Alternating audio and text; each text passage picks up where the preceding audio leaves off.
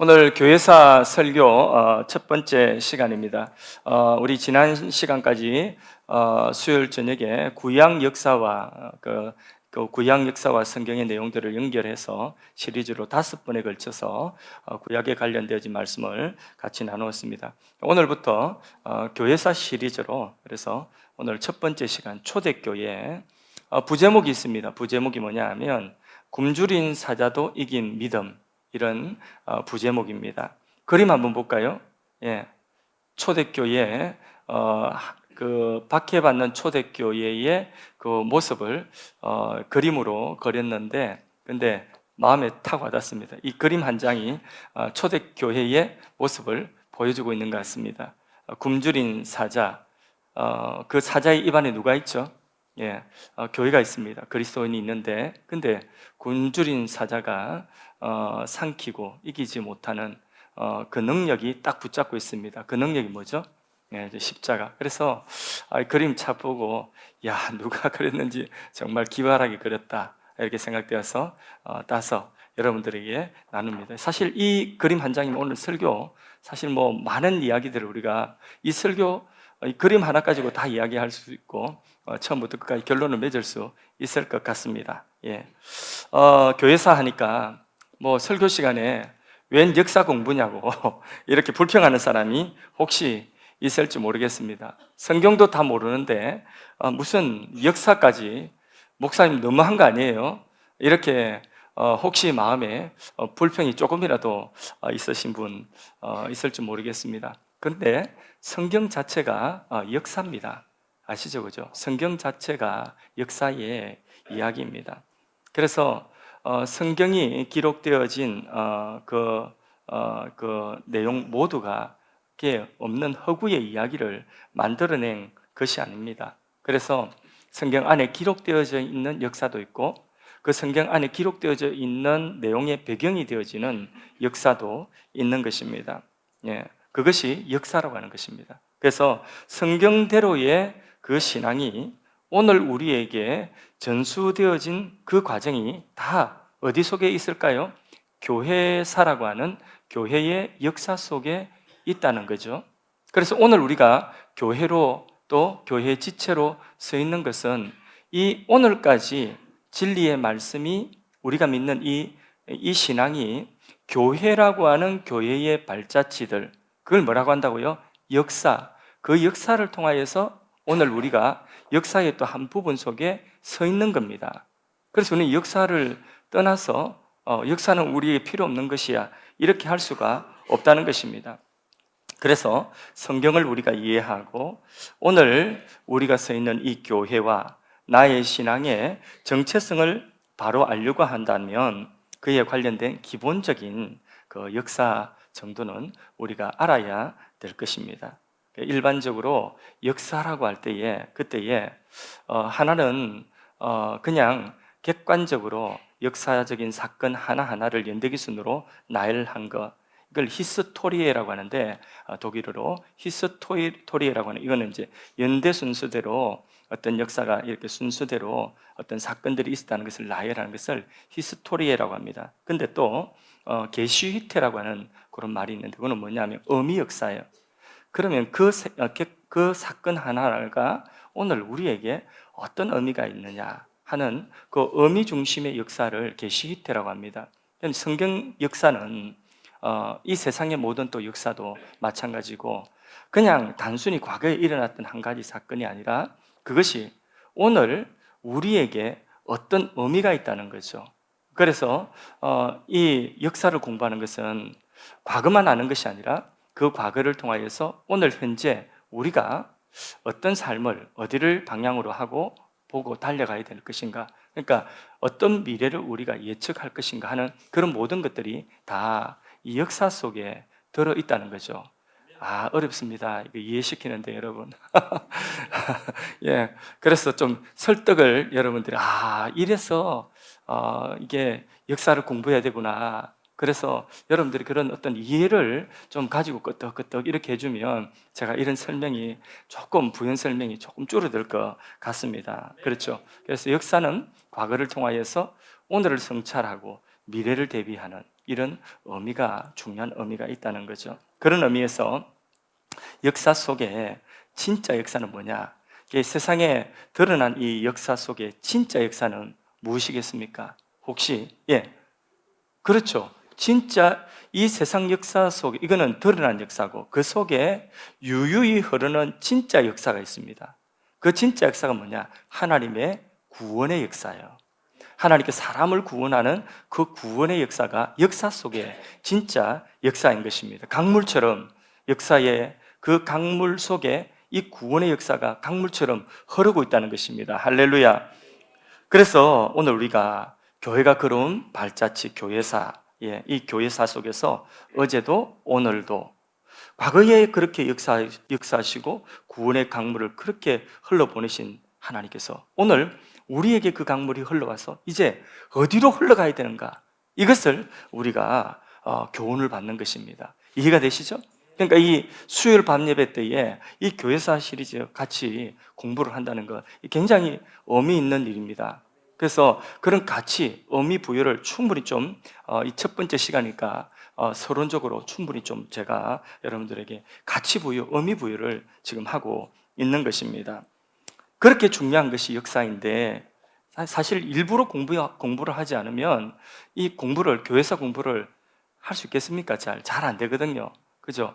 진짜 희귀한 몇몇 분들만 나는 교회사를 좀 공부해야 되겠어, 이렇게 교회사 책을 사가지고 공부하고, 이런 분들은 진짜 몇 명 안 되는 분들이에요. 근데 대부분은 일부러 이렇게 교회에서 뭔가를 해주지 않으면 사실 공부하기가 쉽지가 않습니다. 그렇죠? 안 그렇습니까? 교회사 책 한번 사가지고 내 돈 내고 내가 자리 잡고 앉아서 교회사 책을 한번 읽어보신 분 한번 손 들어보세요. 봐요. 몇 사람 없어요. 한 사람 지금 손 들었어요. 여기 두 사람 손 들었어요. 두 사람 지금 손 들었어요. 없어요. 세 사람 손 들었어요. 계속 나오나? 세 사람 손 들었어요. 세 사람. 지금 코 닦은 거죠, 이게. 그죠? 손든 거 아니죠, 그죠? 손든 거 절대 아니랍니다. 그러니까, 이 설교를 통해서 이게 딱딱하지 않고 설교를 통해서 제가 이 교회사 설교를 한다고 할 때에 우리 모두 하나님께 감사하고 고마운 마음 좀 가져야 됩니다. 저한테 고맙다고도 한 번씩 이야기하고 은혜 받았다고 이야기도 한 번씩 하고 이렇게 하셔야 됩니다. 제가 설교라고 하는 건 그거든요. 설교라고 하는 것은 하나님의 말씀을 선포하는 것이 그 캐리그마, 하나님 말씀을 선포하는 것이 설교거든요. 그게 설교의 본질이에요. 근데 제가 교회사 공부를 한다? 이건 설교 본질에서 어긋나는 거잖아요. 그럼 제가 그 본질에, 설교의 본질에 충실하고자 하면 하나님의 말씀을 선포해야 되겠죠.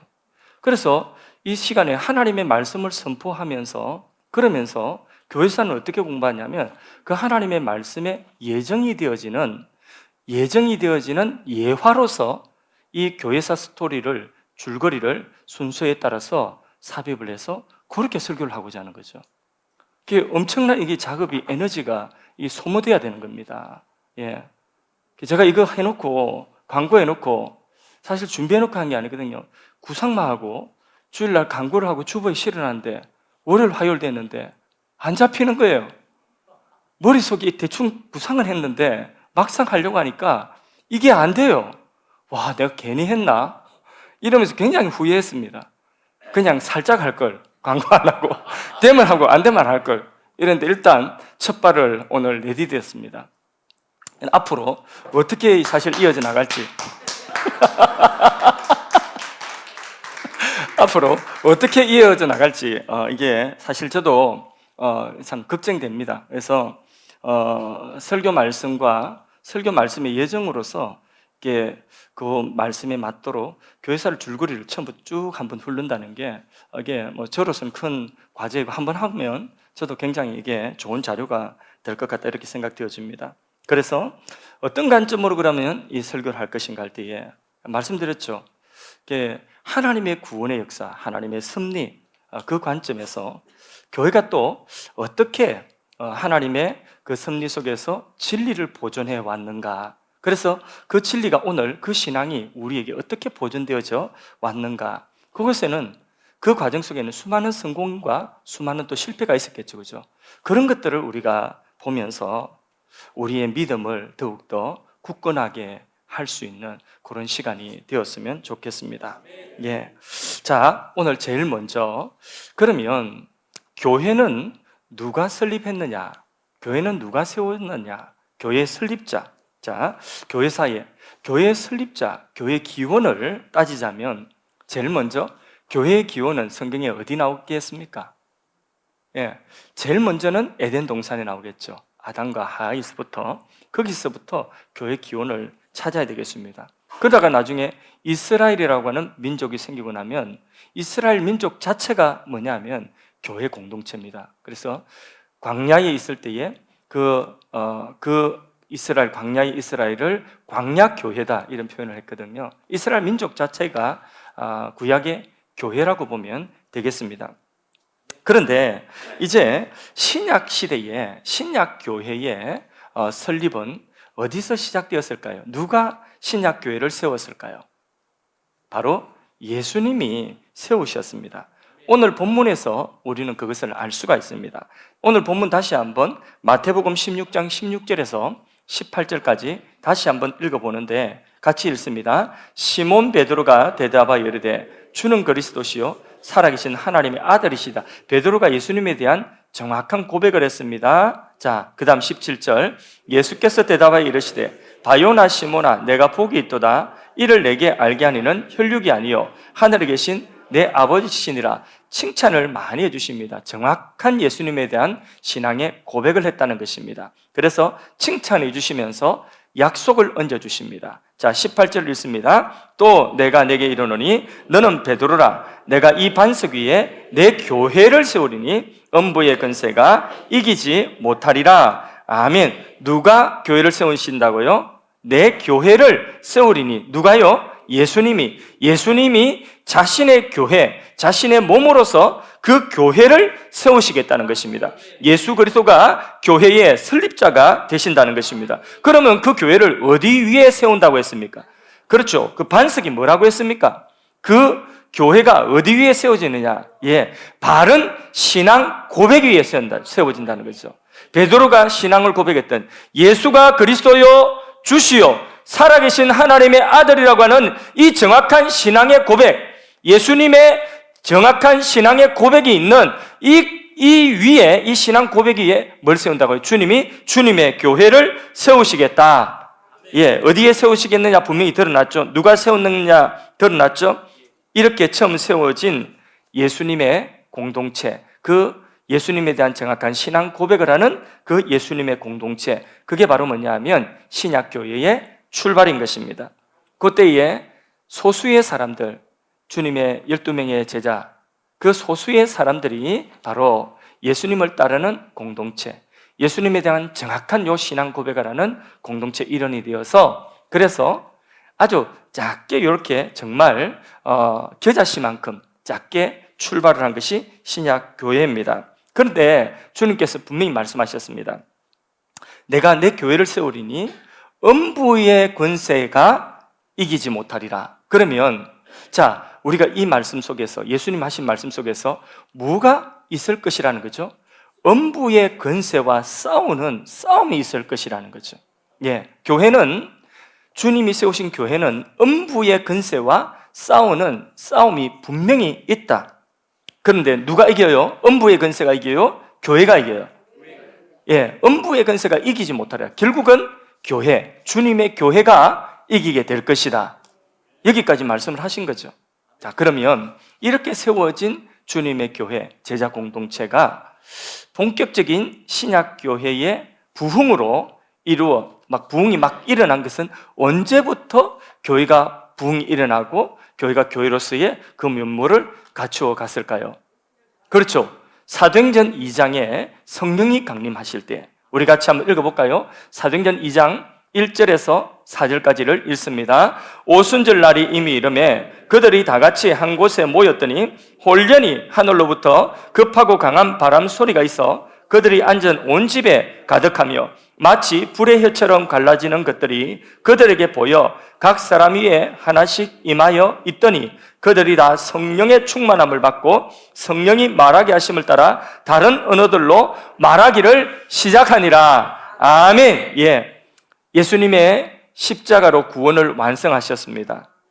부활로 영원한 생명과 부활이 있다는 직접 예수님이 보여주셨습니다. 그리고 땅에서 사명을 예수님 다 하시고 하늘에 올리어 가셨습니다. 하나님 보좌 우편에 앉아 계시는데 대신 하늘로 올려 가신 그 예수님이 이제 이 땅에 예수님과 똑같지만은 구별되어지는 다른 보혜사를 보내셨습니다.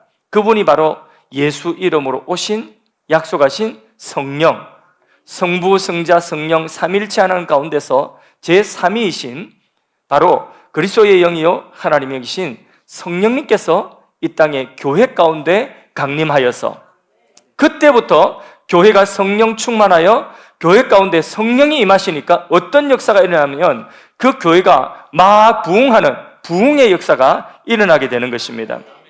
교회는 그때부터 오늘 읽은 이 본문의 그 시점부터 교회는 누가 목회하느냐? 바로 보혜사 성령님께서 목회하는 목양의 현장이 되는 것입니다.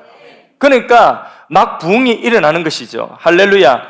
성령님이 목회하셨던 초대 예루살렘 교회의 모습을 보면 정말 천국 같은 모습입니다.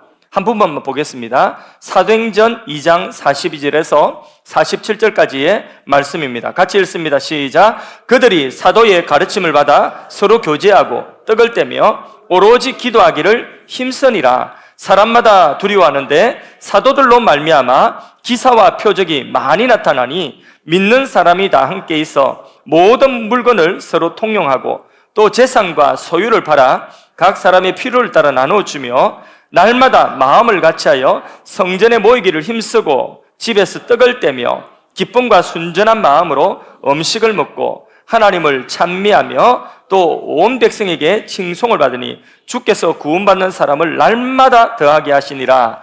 아멘. 할렐루야. 정말 아름답죠. 니 끝 내 끝 없이 정말 아무것도 아까운 것이 없어요. 은혜 받으니까 막 나누어주고 서로 격려하고 사도들의 가르침을 받고 떡을 떼고 막 정말 너무나 천국 같은 이런 모습의 교회입니다. 그러니까 이 모습이 믿지 않는 사람들을 대적하고 핍박하던 사람들까지도 그 유대인들의 마음까지도 움직여지는 것입니다. 그래서 모두가 교회를 칭찬합니다. 초대교회를 칭찬하면서 믿는 무리가 날마다 더하여 가니라. 그래서 사도가 한번 광장이 설교하면 그 전도 설교죠. 광장이 전도 설교하면 3,000명이 회개하고 돌아옵니다. 또 어떤 날에는 5,000명이 회개하고 그 날에 회개하고 세례를 받습니다. 엄청나게 부흥되어지고 있습니다. 하루에 생각해 보세요. 3,000명이 등록한다. 우리 주일날 10명만 등록해도 그죠? 우리 분이 첫째 주에 14명인가 등록을 했는데 새가족반에서 준비가 안 돼요. 감당이 안 돼요. 앞에 분들하고 하니까 앞에 등록하신 작년에 연말에 등록하신 분들하고 하니까 14명만 돼도 등록 갑자기 해도 감당이 안 돼가지고 밥을 위에서 드시고 막 이렇게 하잖아요. 그죠? 하루에 3,000명이 등록했어요. 5,000명이 등록했어요. 이 얼마나 놀라운 부흥의 역사가 일어나게 되는 정말 행복한 교회의 모습, 초대교회의 모습입니다. 그런데 초대교회가 이렇게 아름다운 모습으로 역사에 기록될 수 있었던 비결이 있습니다. 그 비결이 뭘까요? 예, 성령이 오셨는데 성령이 오셔서 하신 일이 뭘까요? 성령은 진리의 영이라. 바로 사도들의 가르침을 받아 하나님께서 사도들에게 뭘 주셨느냐? 하나님의 말씀을 주셨거든요. 그래서 그 하나님의 말씀이에요. 사도 바울도 선교하면서 막 선교지에 교회를 세웠지 않습니까? 그러면서 사도 바울이 이제 나의 달려갈 길을 다 달리고 이 말씀하시면서 그러면서 사도 바울이 사도행전 20장 32절에 보면 자신이 개척했던 교회 장로들 그 교회들을 떠나가면서 이제 앞으로 다시 못 만날 수 있습니다. 이분들을 자신이 선교하여 개척했던 그 소중하게 세워진 그 교회들이 그 교인들을 다시 못 만날 수 있습니다. 이제 순교의 제물이 될 수도 있어요. 어떻게 될지 모릅니다. 예언자들이 그런 예언을 했습니다. 그 이제 자기가 가면 결박당할 것이고 앞으로 자기가 어떻게 내릴 일을 모릅니다. 그때에 바울이 무엇이라고 이야기하느냐? 사도행전 20장 32절에 자신이 개척했던 그 교회들을 향하여서 주와 그 은혜의 말씀께 맡긴다고 그렇게 부탁을 하고 있습니다. 같이 한번 읽어볼까요? 준비가 됐습니까 혹시? 예, 자막이 제가 읽어드릴게요. 지금 내가 여러분을 주와 및 그 은혜의 말씀께 부탁하노니 그 말씀이 여러분을 능히 든든히 세우사 거룩하게 하심을 입은 모든 자 가운데 기업 있게 하시리라. 무엇에 맡긴다고요? 교회를 주님의 말씀에 맡긴다. 그러면 그 말씀이 교회를 든든하게 하나님의 기업으로 세워나갈 것이다. 할렐루야.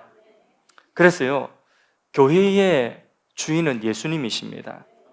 그리고 하나님의 말씀이 그 교회를 살찌게 하고 아름답게 하고 교회답게 하는 줄로 믿습니다.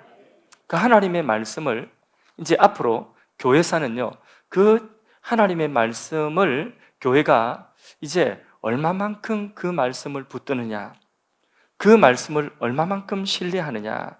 그래서 주님을 신뢰함으로 그 말씀을 신뢰하고 그 말씀께 자신을 맡긴 것만큼 교회는 성공합니다.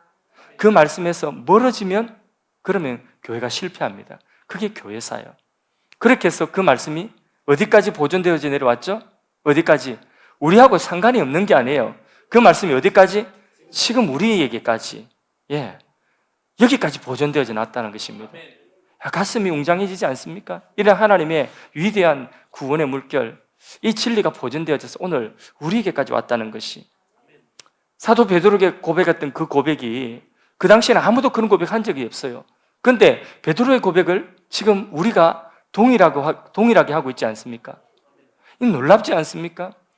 그 고백하지 못하도록 때려 죽이려고 하는 사람들이 얼마나 많았습니까? 그 고백하면 죽인다고, 옥에 가둔다고, 그런 시도가 얼마나 많았습니까? 그런데 그 입을 막을 수가 없어요. 그 증거를 막을 수가 없어요. 그게 오늘 어디까지 왔어요? 우리에게까지 왔다는 게, 우리도 같은 고백을 하고 있다는 것입니다. 이게 하나님의 역사인 거죠. 역사 속에 흐르는 구원의 강물, 하나님의 그 구속의 역사에 구원의 강물이 오늘 우리에게까지 흘러오게 된 것이라는 거죠. 할렐루야. 자, 크게 이제 오늘 세 번째 주제가 뭐냐면, 자, 이 교회가 로마 제국 속에 세워져 있죠. 그래서 초대교회는 로마 제국을 떠날 수 없는 그 로마라고 하는 배경 속에 세워져 있습니다. 로마는 교회를 박해했어요. 박해했지만 하나님은 그 로마도 이용하셨어요. 초대교회가 딛고서 있는 세상은 로마가 지배하는 그런 세상이었습니다. 로마는 강력한 군대로 가장 넓은 땅을, 지구상, 역사상 가장 넓은 땅을 소유했던 그런 제국입니다. 그 넓은 땅을 효과적으로 잘 통치하기 위해서, 또 반란이 일어나면 손쉽게 진압하기 위해서 뭘 만들었죠? 길을 만들었죠. 그래서 모든 길은 어디로 통한다고요? 저기 한번 사진 한번 봅시다. 이게 로마가 만들어 놓은 길입니다. 오늘까지 이 길이 보존되고 있는데 저 위에 차도 다니도 됩니다. 오늘까지 이런 길이 각 모든 성마다 다 어디로 연결되어 있느냐? 예, 마치 이 거미줄처럼 다 엮여가지고 로마로 다 연결되어 있는 거죠. 이게 로마는 자신이 통치하기 위한 수단으로 길을 만들었지만 이 길로 누가 다녔죠? 복음을 들고 복음 든 사람들이 온 세계로 로마 제국 전역으로 고속도로 난 그 길로 그렇게 복음 들고 갔던 거죠. 그 당시 초대교회는 로마가 지배하는 세계였지만 언어는 어떤 언어를 썼죠? 세계 공용어가 있어요. 지금 영어 역할을 하는 그게 헬라어예요. 그래서 사도 바울은 영어를 좀 하는 사람, 헬라어를 좀 하는 사람이었거든요. 그러니까 전 세계 어느 도시에 가든지 말이 통할 수가 있었어요. 성경도 헬라어로 구약 성경이 기록되어져 있었어요. 70인요. 이러니까 복음이 그 길을 따라서, 로마가 닦아놓은 길을 따라서, 그리고 헬라의 그 언어를 통하여서 그렇게 복음이 온 세상에 전파되도록 하신 것입니다. 그러니까 로마는 막 교회 박해하겠지만 로마가 만들어 놓은 그것을 통하여서 하나님도 복음이 전파하게 하시는 거예요. 그러니까 세상 역사 속에 뭐가 흐른다고요? 하나님의 구원의 강물이 흐르고 있다는 것입니다. 효과적으로. 할렐루야. 그래서 오늘도요, 이 세상이 만들어 놓은 그 길을 우리가 잘 이용을 할 필요가 있습니다. 그래서 비행기 타고 우리가 가서 복음을 전할 수도 있고, 또 비행기 타고 안 가도 요즘에는 영상으로 글로 얼마든지 인터넷을 통하여서 온 세계에 지금 우리가 복음을 전할 수 있어요. 예, 이런 통로들을 많이 활용을 해야 되는. 처음 로마인들은 교회에 큰 관심이 없었어요. 기독교인들에게 별 관심이 없었어요. 유대교의 한 분파 정도? 유대인들은 까다로운 민족이랑 알거든요. 유대교인들. 그런데 그 까다로운 그 분파 중에 하나 정도로 그렇게 생각을 했었습니다. 그런데 언제부턴가 로마가 교회를 박해하기 시작합니다. 미워하기 시작합니다. 예수님 말씀하신 대로 음부의 권세가 드디어 이제 공격하기 시작하는 거죠. 음부의 권세가.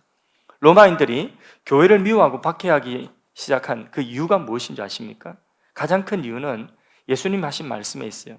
예수님이 너희가 내게 속하였기 때문에 세상은 너희를 미워한다. 나를 박해한 것처럼 너희도 박해할 것이다. 예, 로마가 그 세상이 교회를 미워하고 박해했던 이유는, 가장 근본적인 이유는 뭐냐면 세상에 속하지 아니었다는 거죠. 예수님께 속했다는 거예요. 그거 한 가지 때문에, 그게 사실 제일 교회가 박해받는 제일 근본적인 이유인 것입니다. 자기들하고 사는 방식이 전혀 다른 것입니다. 로마인들이 즐기는 것을 즐기지 않습니다. 예를 들자면 콜로세움 같은 그 경기장에서 격투하는 거, 이런 거 보지 않습니다. 예, 그 당시는 콜로세움 큰 경기장 그 속에 들어가 가지고 이게 동물과 동물 서로 싸움 붙여가지고 피 흘려서 하나 뜯겨 죽는 거 보면서 환호하죠. 또 동물과 사람이 서로 싸우는 거, 그래서 사람이 찢겨 죽든지 동물이 찢겨 죽든지 피 흘리면서 죽는 이것을 열광하며 봤거든요. 또 사람과 사람이 서로 싸우는 거, 그래서 경기장 안에서 칼로 살인을 할 수 있습니다. 합법적으로. 그 금투사들이죠. 이걸 보면서 사람이 피 흘려 죽어가는 그것을 구경하면서 열광하고 거기 카타르시스를 느끼던 로마인들이었어요. 그런데 기독교인들은 그런 걸 보지 않습니다. 완전 다르죠. 살아가는 방식이 다릅니다. 대신 그들은 모여서 뭐 합니까? 다른 걸 해요. 예배를 드리거든요. 성만찬을 하거든요. 그러니까 자기들과 완전히 다른 것입니다. 예. 그래서 로마인들은요, 기독교인들이 모여가지고 예배 드리고, 몰래 모여서 예배 드리고, 또 성만찬하고, 세례를 주는데 특별히 유아 세례 주고, 이렇게 하니까 말도 안 되는 가짜 뉴스를 퍼뜨리기 시작합니다. 기독교인을 미워해가지고. 그 가짜 뉴스가 뭐냐? 예. 자, 예배를 드리죠. 그리고 성만찬을 하죠. 예. 피, 살, 유아 세례 주죠. 아기. 그러니까 요 피, 살, 아기 먹다, 마시다, 요 단어들만 조합해가지고 편집을 하면 뭐가 나오죠? 가짜 뉴스 나오는 거죠. 어떤 가짜 뉴스 나옵니까? 기독교인들은 몰래 모여서 사람 식인풍선, 사람을 잡아먹고 피를 마신다는 거죠. 특히 어린아이들을. 그러니까 이거는 반사회적인 집단이 되는 거죠. 이렇게 가짜 뉴스가 퍼뜨려지면 그 가짜 뉴스는요, 로마 전역에 급속도로 퍼지는, 안 좋은 이야기는 하여튼 빨리 퍼져나가는 것이죠. 예. 이렇게 반사회적인 집단으로 가짜 뉴스가 퍼뜨려져서 기독교인들, 교회를 박해하게 되는 거죠. 네로가 또 중요한 일을 하죠. 네로가 로마에 큰 화재가 일어났을 때에, 그때에 그 책임이 자기한테 돌아올 것 같아요. 지난 시간 제가 이야기했죠. 예, 자기에게 책임이 돌아올 것 같아요. 희생양을, 누구를 희생양 삼았느냐? 기독교인들을 희생양 삼았거든요. 왜? 교회가 종종 하는 말이, 주님 오실 때 되어갈 때 이 세상은 주님이 오시면 다 불에 탄다 했거든요. 그러니까 딱 누명식이 딱 좋죠, 그죠? 예, 평소에 저들이 세상이 불탈 것이라고 했다는, 그러니까 딱 누명을 씌울 수 있는 구실이 되니까, 그러니까 박해를 막 본격적으로 하기 시작하는 거죠. 로마는 이 세상에 있는 자기가 다스리고 있는 그 식민지 사람들에게 관용을 베푼다 했다. 그래서 지난주 제가 설교하면서 로마인 이야기, 그 책의 한 부분 이야기했잖아요, 그죠? 로마인의 통치 수단의 키워드는 뭐라고요? 관용이다, 관용. 그래서 로마 말 잘 들으면 관용입니다. 예. 그런데 기독교인들이 유독 로마 말 듣지 않는 한 가지가 있습니다. 로마가 황제를 숭배하게 할 때, 그래서 예수가 주가 아니라 황제가 주라는 고백을 해야 될 때, 그때는 로마의 그 법을 따를 수가 없는 거죠. 기독교인들은 이게 사실상 종교적인 이유 때문에 로마가 그렇게 박해를 한 것이 아니라 정치적인 이유 때문입니다. 왜? 황제를 인정하지 않고 자기들만의 왕을, 지금 중국이 기독교를 박해하는 이유가 뭡니까? 그게 종교적인 문제보다는 정치적으로 그 종교를 받아들이기 때문이거든요. 똑같아요, 로마도. 그렇게 황제 숭배하지 않고 또 군인 차출해가지고 갈 때에 징병을 거부하거든요, 기독교인들이. 그러니까 거기에 대해서 이거는 로마에 반대하는 집단이다, 이렇게 해서 그때부터 로마가 기독교를 박해하게 됩니다. 이렇게 시작된 박해가 어디까지 가느냐 하면 AD 313년 밀라노 칙령, 콘스탄틴 황제가 될 때까지, 그때까지 엄청난 긴 시간, 200년이 넘는 그 시간을 엄청난 박해 속에 시달리게 되죠. 그러면 그 박해 가운데서 교회는 어떤 반응을 했을까요? 갈수록 박해가 심해지면서 성도들은 어디로 들어갔을까요? 지하 무덤으로 들어갔어요. 그 지하 무덤, 로마 밑에 있는 지하 무덤이 카타콤이라고 하는 것이에요. 사진 한번 볼까요? 이 로마의 땅 밑에는 땅이 돌로 되어 있는데 그 돌은요, 희한한 돌입니다. 이거는 손톱으로 끌고도 이게 끓여지고 뭔가 이렇게 도구 같은 거 긁어내면 이렇게 굴을 만들 수 있는 그런 돌들로 되어져 있습니다. 그래서 수백 년 로마가 내려오면서 로마인들이 무덤을 저 지하에 땅을 파가지고 무덤을 만들었는데, 그게 오랫동안 로마가 내려오면서 그 속에 무덤을 많이 만들어 놨거든요. 그래서 그 무덤이 지금 발견된 것 중에 제일 긴 것은, 카타콤 중에 제일 긴 것은 약 20km 이상 된답니다. 그리고 깊이는 지하 5층 정도, 그 정도 깊이까지 된다. 미로처럼 아까 그런 길들이 막 엮여 있으니까 거기 들어가면 길을 잃을 수 있답니다. 거기에 기독교인들이 들어간 거예요. 그리고 그 속에서 산 겁니다. 박해를 피해서, 신앙의 자유를 위해서. 이게 보통 일이 아니죠, 그죠? 그 썩어가는 곳에, 시체 냄새 나는 곳에, 그 햇빛 들어오지 않는 곳에 오래 못 삽니다, 그곳에 살면. 그러나 그곳에서 박해를 피해서 기독교인들이 하나님의 말씀을 보존했습니다. 예수에 대한 고백을 보존했습니다. 그 고백이 그 카타콤을 건너서 어디로 왔다고요? 바로 건너뛰읍시다. 어디로 왔다고요? 시간 관계상 바로 건너뛰어서 어디까지 왔다고요? 우리에게까지 왔다는 거죠. 귀하지 않습니까? 할렐루야. 예. 그래서요, 상식적으로 보면 이렇게까지 박해를 했으면, 숨도 못 쉬게 했으면 교회를 없애야 되는데 그게 없애지질 않는 거예요. 그게 하나님의 생명의 역사인 거죠. 말씀의 능력인 것이죠. 음부의 근세가 이기지 못하리라. 로마는 망해도 그러나 교회는 건재합니다. 할렐루야. 마태복음 5장 11절에 나를 인하여 너희를 욕하고 박해하고 거짓으로 모든 악한 말을 할 때 너희에게 뭐가 있다고요? 복이 있다. 예. 천국을 소유한다.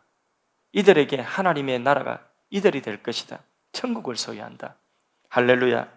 천국을 정말 박해를 받으면 소유한 승리의 간증들이 많이 있습니다. 요 기간 중에. 그 중에서 중요한 두 사람의 인물만 소개하고 오늘 말씀을 마무리를 짓도록 하겠습니다. 첫째는 이그나티우스라고 하는 사람입니다. 이분은 사도 요한 아시죠? 요한계시록, 요한복음 기록한 사도 요한의 직접 제자입니다. 안디옥에서 목회를 했던 분입니다. 근데 이분도 이제 황제 숭배를 거절했죠. 강요받았지만은 거절했습니다. 트리안이라고 하는 황제가 직접 이 아그나티우스에게 권면합니다. 예, 그 황제 숭배를 하라고. 그때에 황제 앞에서 담대하게 이야기합니다. 황제여, 저는 두 주인을 섬길 수 없습니다. 그리고는 108년, AD 108년에 108세까지 살았거든요. 콜로세움에서 사자에게 삼켜서 순교를 당하게 됩니다. 그때에 하늘을 향해서 순교 전에 하신 말씀입니다. 이렇게 말했습니다. 저는 이제야 비로소 주님의 제자가 되기 시작합니다. 보이는 것이든 보이지 않는 것이든 어떤 것이든 예수 그리스도에게로 가는 나의 길을 방해하지 마십시오. 불이여 오소서, 십자가여 오소서. 야수들과 싸워 뼈들이 뭉그러지고 팔다리가 떨어져 나가고 나의 온몸이 부서질 것입니다. 사탄의 잔인한 고문이여 오시오. 내가 다만 예수 그리스도에게 이르게 하소서. 이 고백을 하고 순교의 제물이 되었습니다. 또 한 분, 폴리갑입니다. 이 폴리갑이라고 한 분도 역시 사도 요한의 직접 제자입니다. 요한계시록을 보면 요한계시록의 수신자가 아시아에 있는 7교회죠. 그 중에 서머나 교회, 제일 깨끗했던 교회죠. 서머나 교회, 제일 깨끗했던 교회에 보내는 편지가 요한계시록 2장 8절인가 그렇게 나옵니다. 그때에 그 서머나 교회의 사자에게 편지하노니, 이렇게 사도 요한이 서머나 교회의 사자에게 편지한다 했거든요. 그 서머나 교회의 사자가 이 폴리갑이다. 이렇게 대체로 성경학자들은 다 해석을 그렇게 하고 있습니다. 자, 이분이 로마의 권력자가 이 폴리갑도 역시 황제 숭배에 피해갈 수 없죠. 그래서 로마의 권력자가 연세도 많으시고 또 존경받고 덕망이 있으니까 기독교인이지만은 살려주고 싶었습니다. 그래서 어떻게든 살 길을, 마치 다리오 왕이 다니엘을 살려주고 싶어서 다니엘 어쩌고 저쩌고 뭐 그렇게 하지 않습니까? 그러나 결국은 사자굴 들어가죠, 그렇죠? 그와 같이 살려주고 싶었지만은, 그러나 딱 한 번만, 단 한 번만 사람들 앞에서 한 번만 이렇게 황제 숭배를 하라고 그렇게 건면하죠. 그때에 폴리갑이 이런 말을 합니다. 단호하게 거절하면서 나의 주님은 지난 86년간 한순간도 나를 버린 적이 없습니다. 근데 어떻게 나의 왕이시며 나를 구원하신 예수님을 내가 지금 부인할 수 있겠습니까? 한순간도 나는 부인할 수 없습니다. 그래서 로마 군인들이 굶주린 사자에게 던져 넣었습니다. 근데 이상하게요, 사자가 그 폴리갑을 옆에 와서 굶주린 사자 건드리지 못하는 거예요. 그래서 화형을 시키려고 다시, 사자가 안 무니까 화형을 시키려고 했는데 불을 땐 불이 안 붙는 거예요, 나무에. 나중에 결국은 칼로 찔러서 그렇게 폴리갑을 죽이고, 이 폴리갑 속사도가 그런 식으로 순교했다고 교회사에 기록이 되어져 있습니다. 모든 교인들이 사실 이제 모진 박해를 이렇게 다 견뎌낸 것은 아닙니다. 잔인하고 혹독한 그 박해를, 오랜 끝도 없는 이 박해를 못 이기고 황제의 숭배를 한 사람들이 아마 더 많을 수 있을 것입니다. 그러나 예수님을 부인하고 황제에게 절하겠다고 하면 곧바로 집으로 보내준다고 하지만, 이렇게 순교자들이 또 교회의 거루토기가 되어서 이 순교자들이 신앙을 지켜왔기 때문에 이 순교자들의 그 신앙이 오늘까지 우리에게 내려온 거죠. 그때 군인들이 기독교인들에게 집에 보내준다면서 맹세시킨 그 맹세하라고 하는 말이 뭐냐면, 신을 부인하는 자는 저주를 받을지라, 이렇게 했거든요. 그 신을 부인하는 자들이라고 하는 뜻은 황제가 신인데 그 황제를 신으로 그렇게 부인하는 사람은 저주받는다는 그런 맹세를 시킨 거거든요. 한번 생각해 보면 사실상 진짜 하나님을 부인하는 사람은 누구죠? 자기들이 진짜 하나님을 부인하고 있는 것이죠, 그렇죠? 우리는 이런 역사를 보면서 우리나라 역사에도 동일한 역사가 있었다 한 부분, 그죠? 짧지만은 언제죠? 일제 통치 때에 식민지 마지막 그 대동아 전쟁할 때, 그때에 우리나라 사람, 일본 왕을 그때 천황이라고 했죠. 살아있는 신으로 모셨거든요. 천황이 있는 그쪽 궁을 향하여서, 동쪽이죠. 그래서 동쪽을 향하여 절하도록 했죠. 학교에서든 교회에서든 그걸 동방요배라고 했고 또 신사참배라고 했잖아요, 그렇죠? 그런데 우리나라 한국 교회사 가운데서 장로 교회사를 보면 장로교단이 이 박해를 이기지 못해서 두려워가지고 타협을 하죠. 그래서 신사참배는 국가 의식이지 종교 의식이 아니다, 이렇게 총회가 결의를 해가지고 신사참배 다 하게 했습니다. 졌죠, 그죠? 그런데 배교를 한 거죠. 그런데 그 가운데서 손양은 목사님, 주기철 목사님, 또 안희숙 여사님, 이인재 목사님, 저는 이인재 목사님 직접 봤습니다. 우리 교회 오셔가지고 이인재 목사님, 이런 분들은 신사참배를 다 이겨내셨어요. 그 신사참배 옥고를 치르고 어떤 분은 순교하고, 그리고 이제 그 신사참배 정신, 그 순교의 정신을 가지고 세워진 교단이 고신 교단이죠, 그죠? 예, 고신교단입니다. 자, 말씀을 맺도록 하겠습니다. 우리가 과연 그런 일을 만난다고 한다면 우리는 이겨낼 수 있을까? 여러분 어떻습니까? 이겨낼 수 있습니까? 예, 아멘 하셔야 돼 이거. 그때 가서 우리가 못하는 한이 있더라도 우리 지금 우리 이거 아멘을 하셔야 돼 이거. 우리 이겨낼 수 있습니까? 아멘을 여기서 하셔야지. 여기서부터 우리가 흔들리면 그때 가서는 다 지는 거예요. 뭐 이거 우리가 지금 당장 순교할 것도 아닌데 왜 못합니까? 예, 우리에게 그런 현실이 닥치면 우리 이겨내야 되는 것입니다. 붙드시는 하나님의 은혜가 반드시 있을 것입니다. 순교도 은사입니다. 순교의 은사. 아무나 할 수 있는 게 아니에요. 하나님의 은사를 주시고 은혜를 주시면 우리는 그 길을 갈 수 있습니다. 믿음을 지켜낼 수가 있습니다. 이 믿음 가져야 돼요, 우리가. 예, 저는 어릴 때에 우리 목사님이 신사참배 6.25 다 겪은 분이기 때문에 이분은 늘 우리 주일학교 학생들은 늘 다짐을 시켰어요. 예, 인민군 내려오면 총을 갖다 대고 칼을 갖다 대면 너 예수 믿을래? 예수 믿는 거 포기할래? 하면 너 어떻게 할 거야? 예수 믿을 거야? 그러면 우리 다 그때 대답해야 돼요. 예, 믿을 거예요. 예, 믿을 거예요. 이렇게 해가지고 제가 그때 몸이 좀 안 좋았는데 몸이 약해가지고 낮에 낮잠 자고 이러면 가위 눌려가지고 가위 눌리는 내용은 인민군 내려가지고 총들이 돼 도망가야 되는데 발이 안 떨어져 맨날. 예. 근데 그때 그렇게 두렵지만은 그러나 하나님이 그런 기회를 우리에게 주시고 하나님이 은혜를 주신다면 우리는 그렇게 할 수가 있습니다. 우리의 힘이 아니라. 맞죠, 그죠? 예. 그런 또 소망도 우리가 그런 믿음의 그런 어떤 각오가 우리에게 있어야 되지 않겠습니까? 예. 우리가 오늘 좋은 환경 속에서 믿음 가지고 이 좋은 환경을 우리가 누리고 있다는 것, 그것은 또 온실 같은 이렇게 좋은 교회를 우리가 이렇게 들어와서 누리고 있다는 것, 이것은 하나님 주신 축복입니다. 그저 주어진 것이 아니라 여기까지 교회가 오기까지 수많은 박해를 이겨내고 그 은혜의 말씀께 붙들린 교회가 있었기 때문에 오늘 이 교회가 세워져 있는 줄로 믿습니다. 그렇다고 한다면 이제는 우리가 이 역사의 물줄기가 여기 와서 끝난 겁니까? 아니죠. 주님 오시는 그날까지 이 강물을 흘러가야 되는 것입니다. 그래서 우리 교회와 우리 신앙은 믿음의 계승자가 되어야 되고 계승하는 교회가 되어야 되는 것입니다. 다음 세대로 또 선교지로 그렇게 계승을 해서 이 강물이 흘러가도록 하는 그 역사의 사명을 우리가 가지고 있다는 것을 이 역사를 통해서 우리 깨달아야 되는 것입니다. 할렐루야. 마지막으로 예수님께서 친히 세우신 교회는 영원합니다. 비록 땅에서는 전투하는 교회지만은 음부의 근세가 이겨요, 못 이겨요? 이기지 못한다. 18절 말씀 다시 한번 마지막으로 읽습니다. 또 내가 내게 이르노니 너는 베드로라. 내가 이 반석 위에 내 교회를 세우리니 음부의 근세가 이기지 못하리라. 아멘. 이 말씀대로 초대교회는 아까 처음 보았던 그림처럼 굶주린 사자도 이긴 믿음인 것입니다. 이 믿음 우리도 필요한 줄로 믿습니다.